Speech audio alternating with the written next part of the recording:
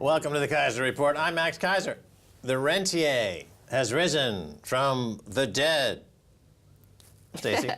Max, this is our Easter Monday, I guess you could call it, our special. We're in our Easter colors. I see you have your pastel. I have my Easter egg colors on. Yeah, that's purple and yellow and purple, very Easter-like.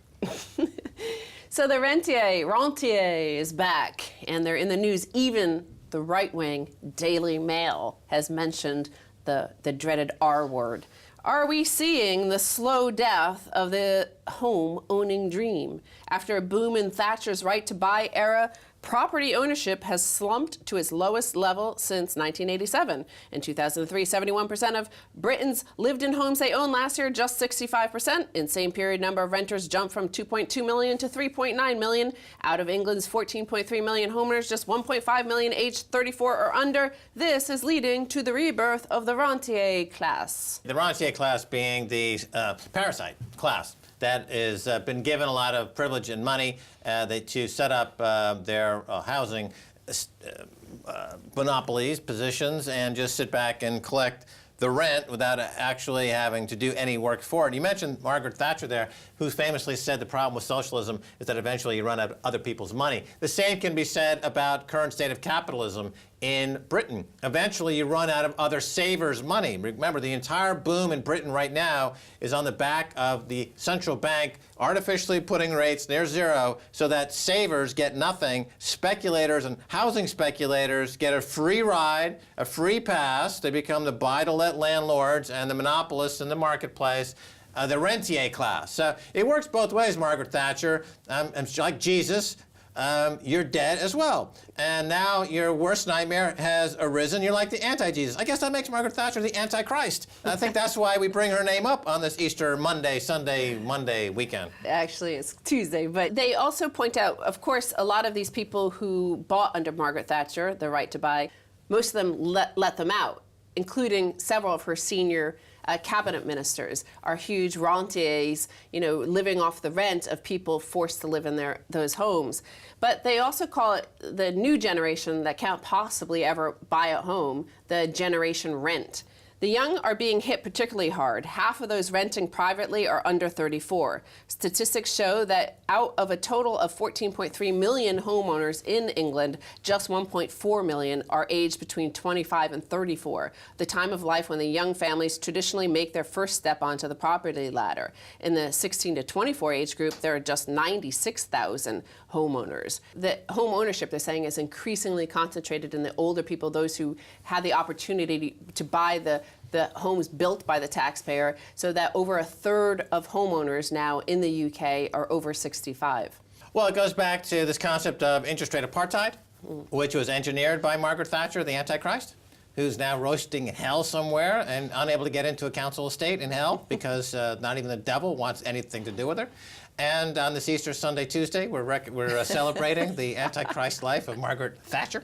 And so there you have it, the ability to use interest rates to create apartheid-like conditions here in the UK. So those people, the young people who are not able to participate in this economy, whether it's by getting a decent job or getting a decent house, they're living in the wrong side of the apartheid wall. I can't remember how to say this word. The Bantustan.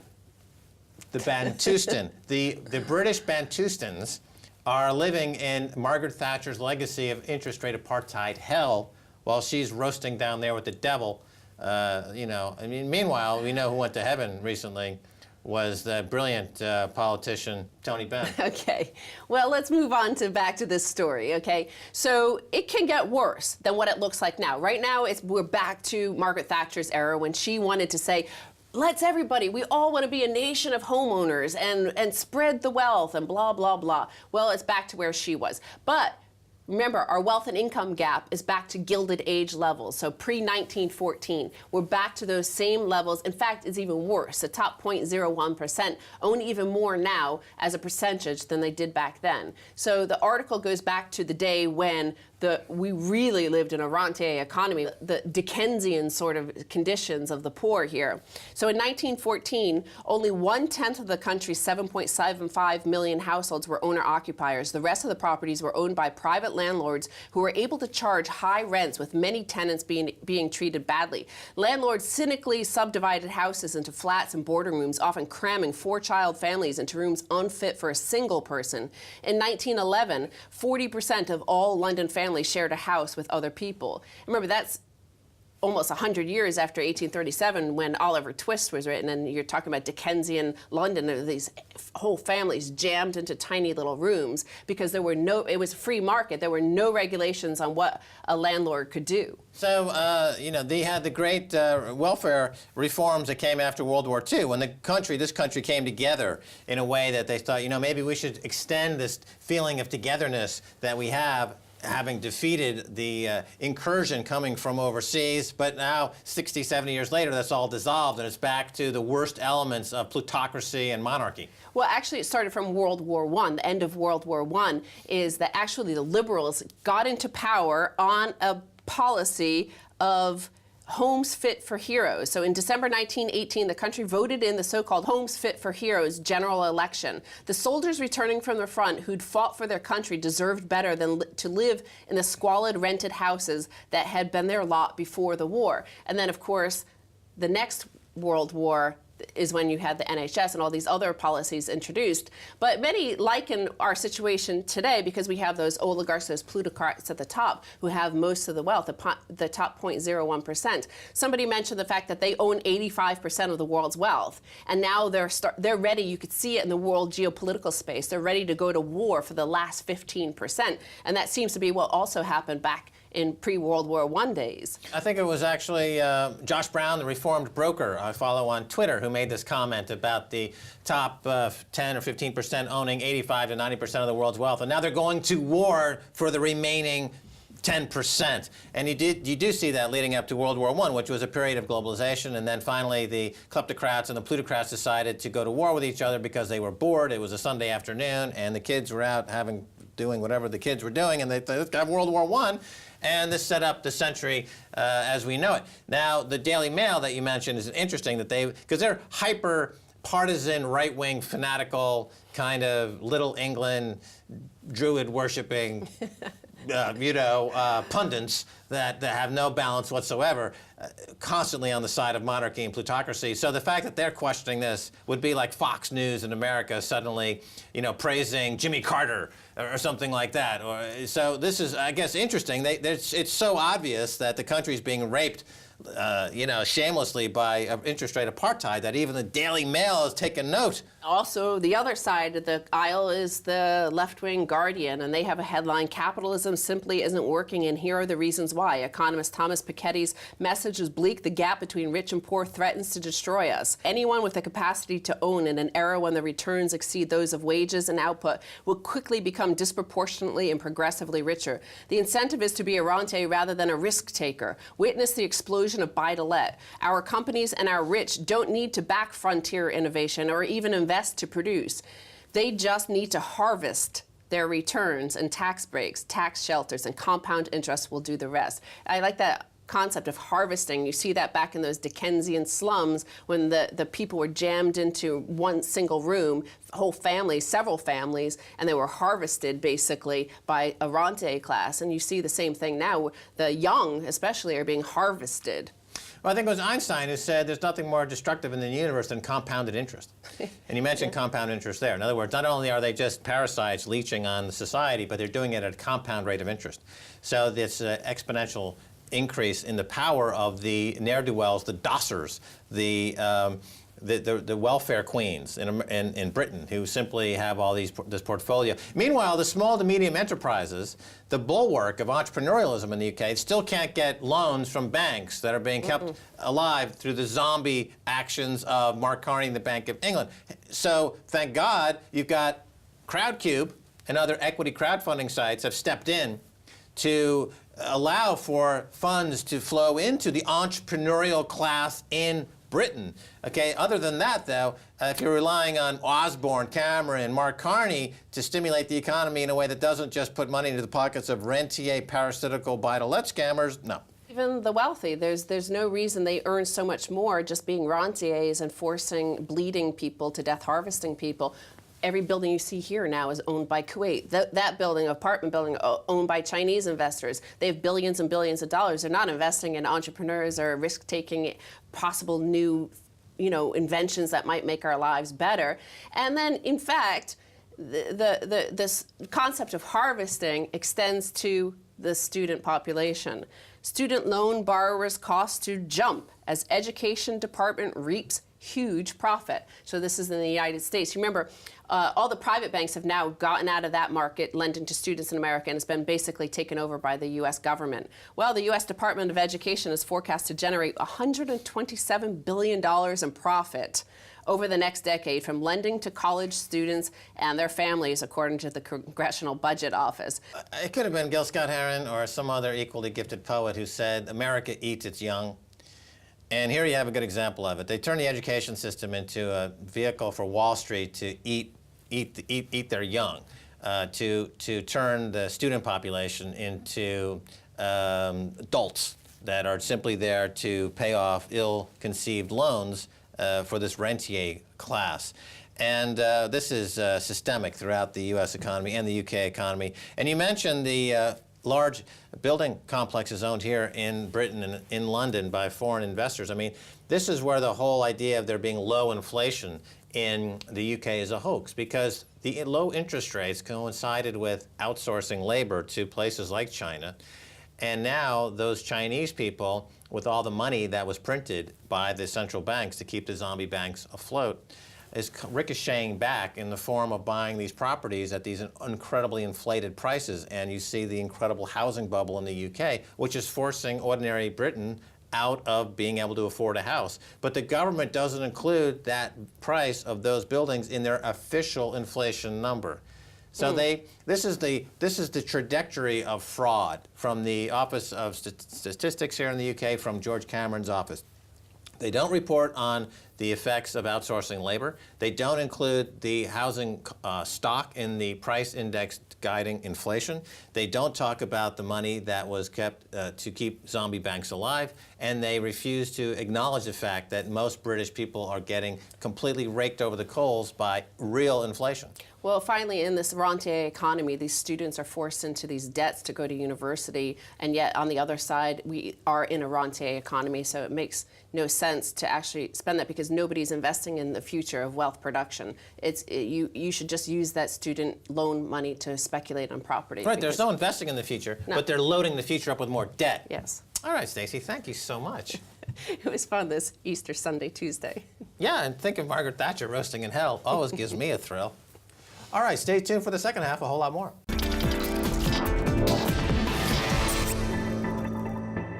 Welcome back to the Keiser Report. I'm Max Keiser. Time now to turn to Ross Ashcroft of The Renegade Economist and the director of the smash YouTube documentary, Four Horsemen. Ross, welcome back to the Keiser Report. Thank you very much for having me. So Four Horsemen is a smash hit. It's over 1 million views. It's tough, isn't it, to go out and say, we told you so. But when we were finding money for the film and all the rest of it, we said to people are really interested in this.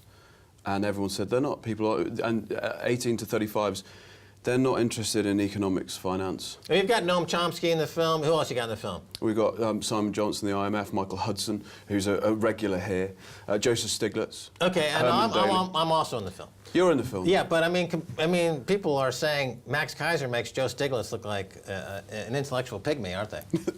The world is saying that. The world's saying that. So, Ross Ashcroft, what are the Four Horsemen?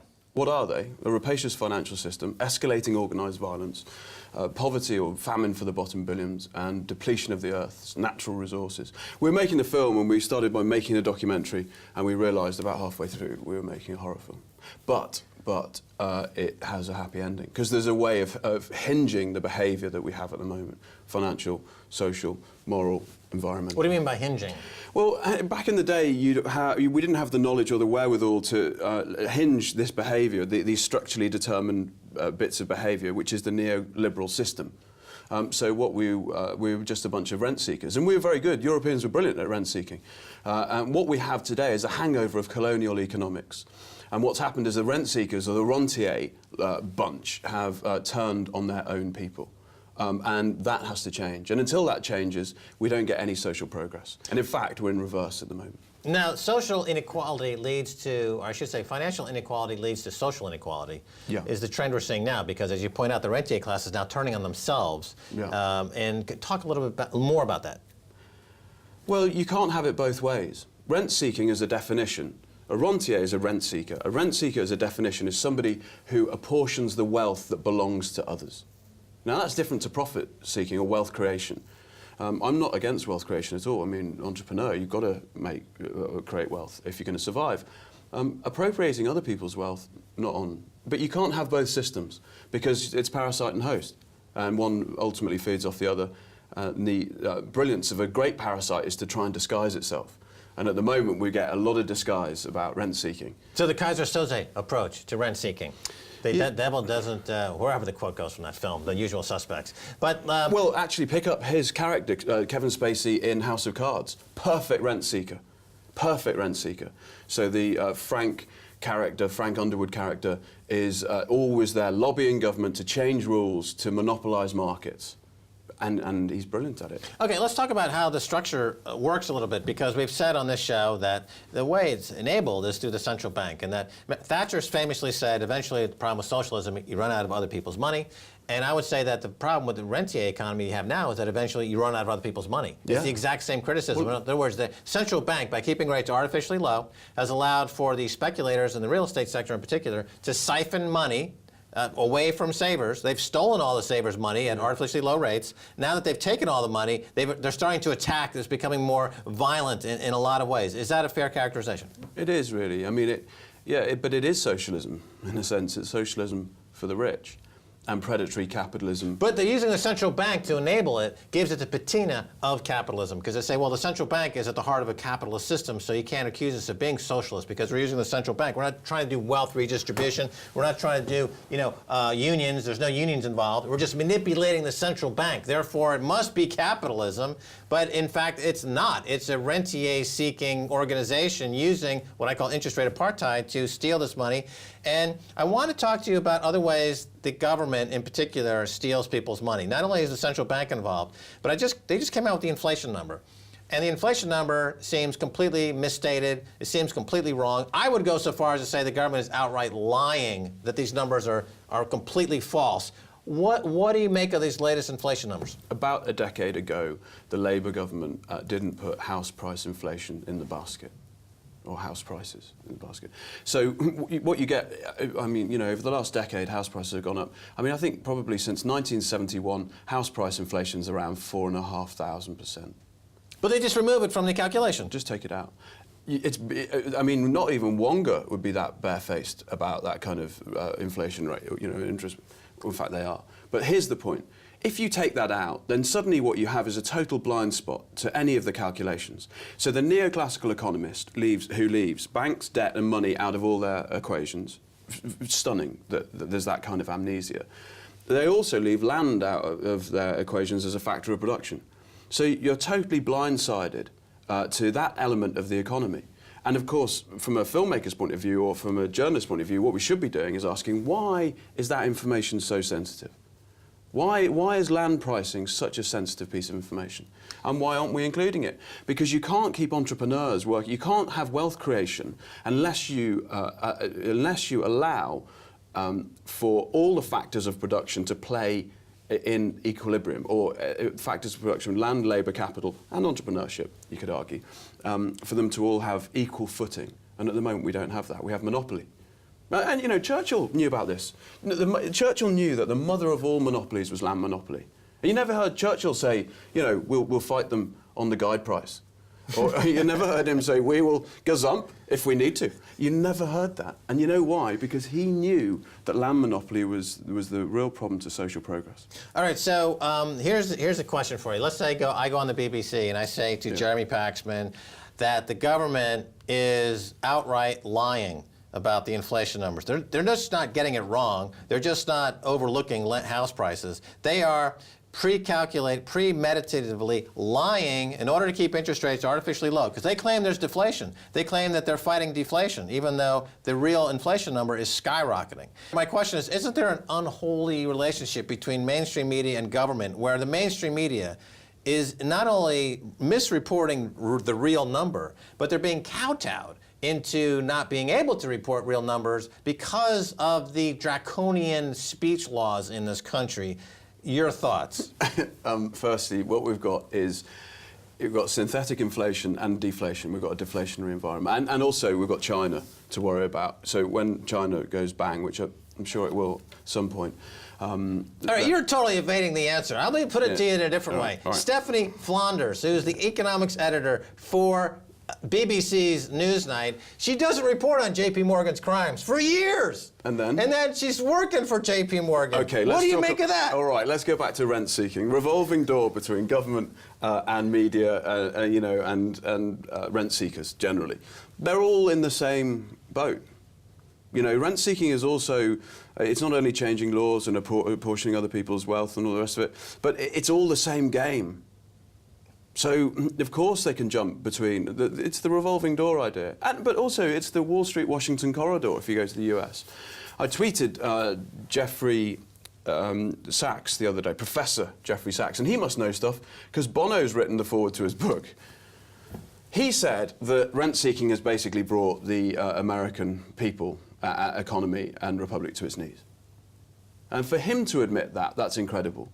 So people do get annoyed with Stephanie Flanders turning her back on the BBC and abandoning her professional position to go and say what she's told to say from up on high.